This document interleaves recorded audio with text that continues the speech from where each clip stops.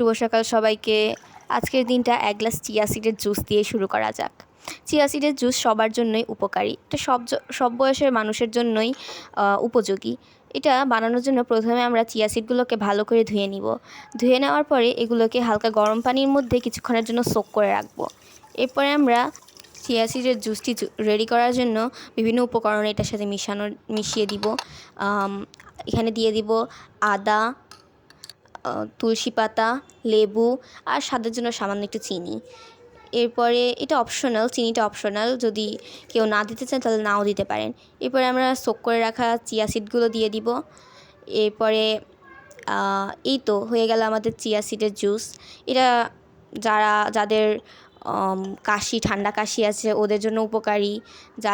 যাদের ওজনটা একটু বেশি, যাদের ওজনটা একটু কম, তারাও খেতে পারেন। এটা ওজনকে মেনটেন করে রাখে। এই তো আজকে আমার ভিডিও এই পর্যন্ত ছিল। সবাইকে আল্লাহ হাফেজ।